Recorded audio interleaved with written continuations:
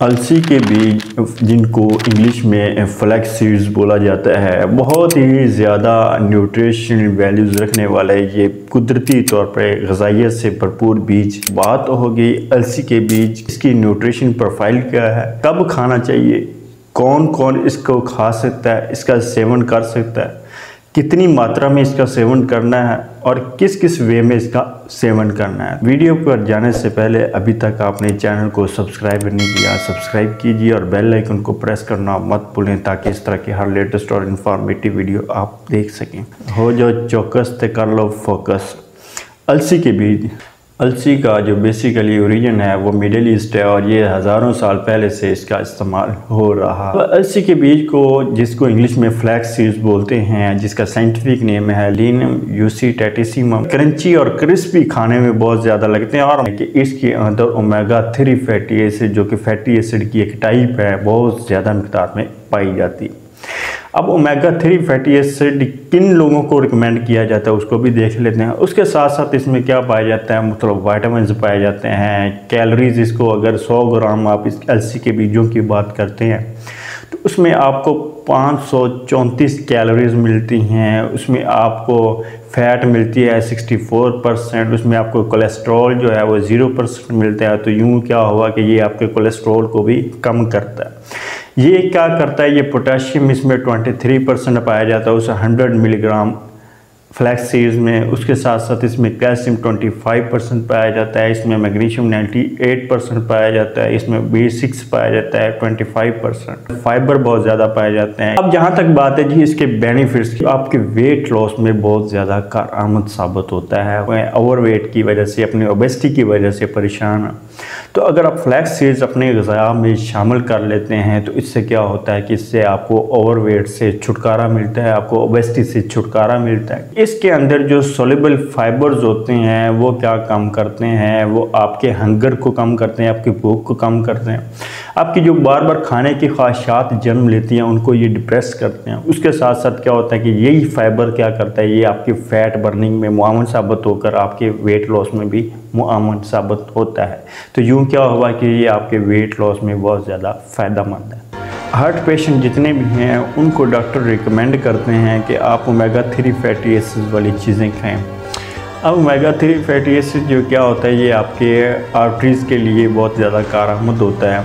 अब दिल के मरीज़ों को जो ओमेगा 3 फैटी एसिड रिकमेंड किया जाता है उसमें कहा जाता है कि आप मछली खाएँ, सैल्मन मछली की एक किस्म है वो खाएँ, उसके अलावा आप दूसरे जो ड्राई फ्रूट्स वगैरह खाएँ।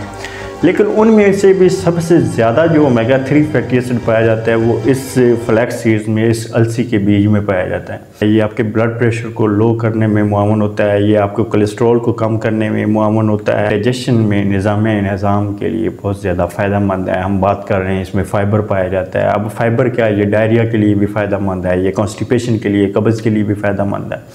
अब इसमें होता क्या है कि ये आपके स्टमक प्रॉब्लम को ये क्योर करता है, कब्ज़ को उम्मुल अमराज कहा जाता है, तमाम मर्ज़ों की माँ कहा जाता है। और ये कब्ज़ का मसला सिर्फ बरसगीर पाको हिंद में नहीं है, बल्कि ये कब्ज़ का मसला यूरोप भी इसकी लपेट में है। और कहा जाता है कि 27% जो लोग यूरोप में हैं वो कॉन्स्टिपेशन में मुब्तला हैं, कब्ज़ में मुब्तला हैं। अब इसकी मुख्तलिफ ज़्यादा वजूहात हो सकते हैं, खाने पीने के मसाइल हो सकते हैं, रहन सहन के तरीके हो सकते हैं, पुअर लाइफस्टाइल हो सकता है। तो खैर क्या, अलसी के बीजों की जहाँ तक बात है कि इनसोल्यूबल फाइबर जो होता है वो इसमें एक्ट करता है एज अ लैक्सेटिव, वो आपको रिलीफ देता है किससे, कब्ज़ से, कॉन्स्टिपेशन से। ये डायबिटीज़ के लिए बहुत ज़्यादा फ़ायदेमंद है। 12 ग्राम अगर आप अलसी के बीज 2 महीने तक मुसलसल इस्तेमाल करते हैं तो इससे क्या होता है कि इससे आपको डायबिटीज़ में ख़त्म करने में, ग्लूकोज स्पाइक कम करने में मदद मिलती है।